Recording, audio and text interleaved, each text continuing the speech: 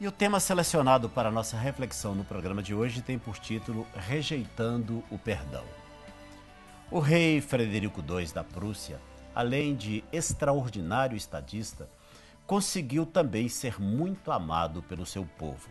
Em virtude da sua singular popularidade, certo dia, trajando-se como qualquer cidadão comum, encaminhou-se para uma prisão militar a fim de visitar os encarcerados e fez absoluta questão de falar com cada detento em particular e a cada um dirigiu a mesma pergunta, demonstrando também o mesmo interesse em ouvir.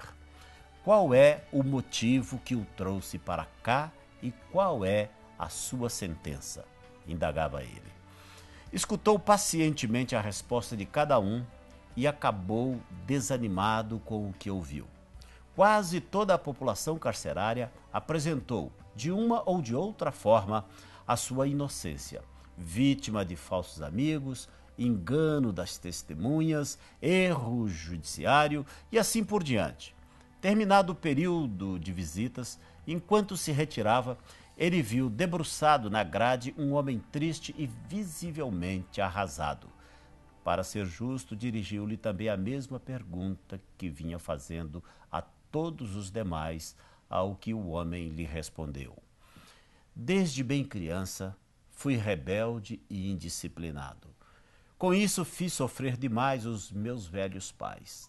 Tornei-me homem, porém nunca enfrentei o trabalho dignamente. Assim, para sobreviver, eu comecei a roubar. E então, de erro em erro, não me permitia amadurecer, nem raciocinar e me firmar em um caminho seguro. Até que, preso por furto e vadiagem, vim parar na prisão. Consciente dos seus erros premeditados e cultivados, aquele homem assumiu a sua culpa, concluindo a conversa com essa confissão. Minha vida está arruinada por minha própria culpa. E agora eu sofro com justiça a punição dos erros cometidos. Olhe, moço, eu bem quisera ter a oportunidade de poder recomeçar minha vida de novo. E então tudo haveria de ser diferente, porque a começaria pela dignidade e pelo respeito próprio, mas nem sei se tenho o direito de sonhar com isso. Naquela mesma hora, Frederico II ordenou a sua libertação, dizendo: ainda poderemos esperar alguma mudança. Os outros têm que ficar. Procurar justificar as falhas, inocentando-se de qualquer culpa, foi o que Adão e Eva já fizeram, logo de início, lá no Éden. Essa história, se verdadeira ou não, é uma boa história para que todos nós, eu e você, possamos fazer uma reflexão, principalmente a respeito das nossas responsabilidades e das consequências dos nossos atos. Eu disse aqui num programa mais recentemente que eu e você somos livres para fazermos o que quisermos na nossa vida, mas não podemos nos esquecer de que seremos eternamente escravos das consequências. Isso é forte, mas é uma realidade. É uma realidade que não pode ser mudada. Considerando aquilo que a palavra diz a respeito da semeadura que vamos fazendo ao longo da caminhada, a Bíblia diz no livro de Gálatas, no capítulo 6, versículo 7, que tudo aquilo que eu e você semearmos, isto também é o que vamos colher. A Bíblia diz que se você semear vento, você vai colher tempestade. O rei Salomão deixou isso de forma muito clara. E assim é a nossa vida e não tem como fugir disso. Muitas vezes é mais fácil para nós transferirmos essa culpa do que assumirmos de que a culpa é nossa. Agora, isso é algo também que veio, não é, na nossa vida e faz parte da nossa vida como consequência do erro lá do Éden, como colocado nesse texto.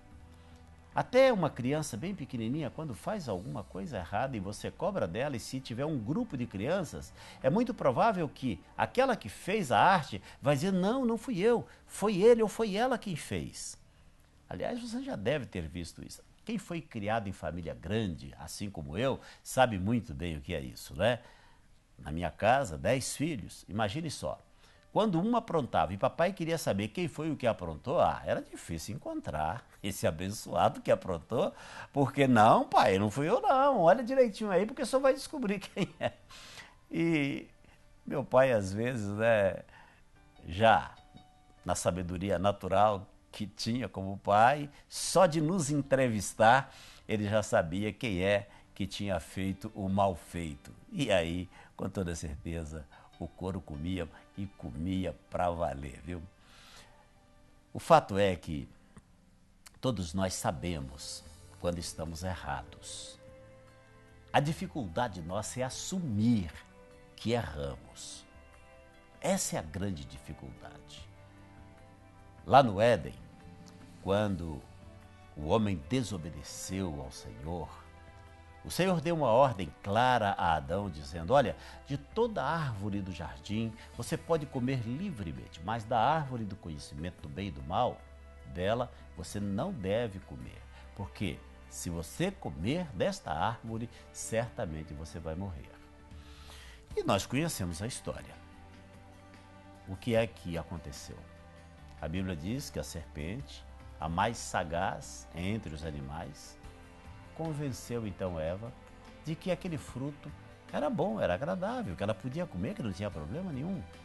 E Eva então experimentou daquele fruto que alguns equivocadamente dizem ser uma maçã, e a Bíblia não diz que fruto era, e não sei por que nem foi que a maçã entrou nessa história. Agora, o interessante é que há alguns anos atrás eu li uma revista de bordo de uma companhia aérea, que eu não me lembro agora qual, e naquela revista tinha um texto lá, se eu não me engano, de Raquel de Queiroz, eu acho que era isso mesmo.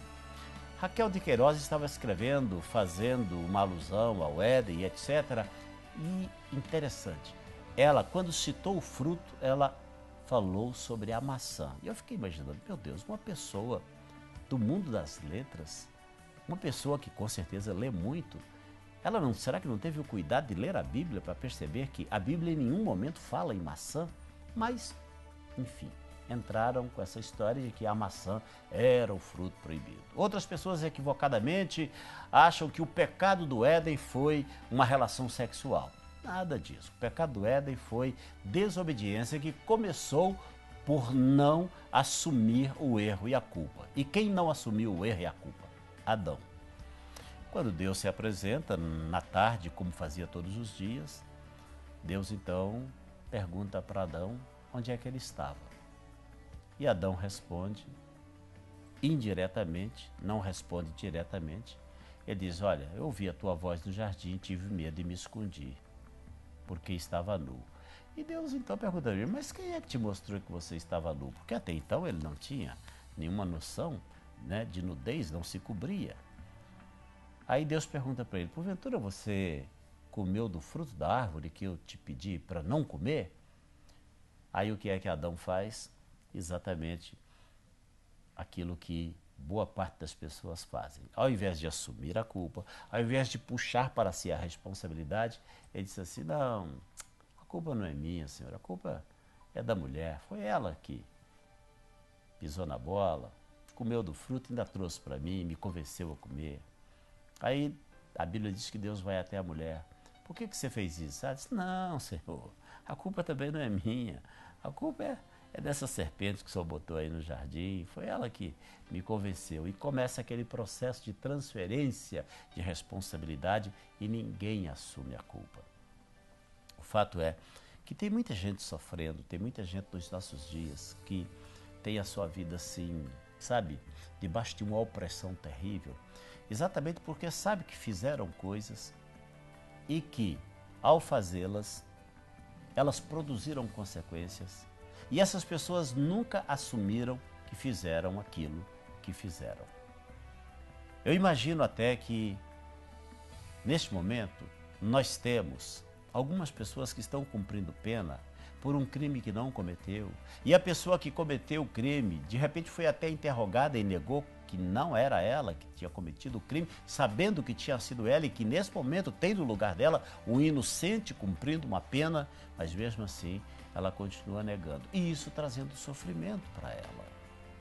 E eu estou dizendo isso porque nesse momento o nosso programa chega a vários lugares, inclusive a muitas prisões. É fato que também temos nas prisões muitas pessoas que lá estão cônscias de que cometeram de fato um crime, mas que até hoje negam o cometimento desse crime. A única forma que nós temos de aliviar a pressão na nossa alma, a única forma que temos de, ficarmos livres da opressão que muitas vezes estamos sofrendo é assumirmos, é confessarmos que realmente nós temos a nossa parcela de culpa naquele feito, naquele fato. Se assim for, eu quero crer que isso vai nos ajudar muito, vai tirar um peso dos nossos ombros. E nada melhor do que a confissão, né? A confissão espontânea. Nada melhor do que fazer aquilo que a Bíblia nos orienta que deve ser feito. Procurar alguém da nossa confiança, abrir o nosso coração e confessar o nosso pecado. E a confissão, ela vai trazer um alívio para o nosso coração.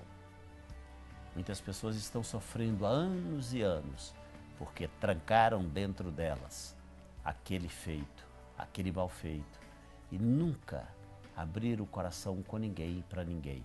E por isso elas vêm ao longo da caminhada sofrendo e sofrendo sem necessidade, porque a oportunidade da confissão e do perdão está colocada para todos e aberta a todos. E é assim que começa também a nossa relação com Deus, através de uma confissão e do recebimento do perdão que Ele, Deus, nos dá em Cristo Jesus.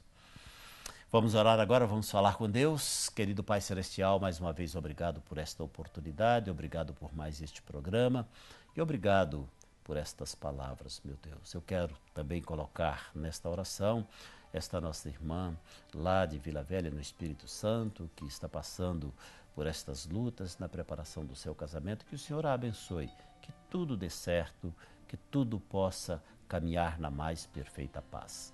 No nome de Jesus nós oramos, te agradecendo por tudo, no nome de Jesus. Amém, amém e amém. Infelizmente o nosso tempo acabou, eu espero que você tenha sido abençoado e espero também, claro, te rever no nosso próximo programa, querendo o nosso bondoso Deus, lembrando mais uma vez que sem Jesus não dá para ser feliz.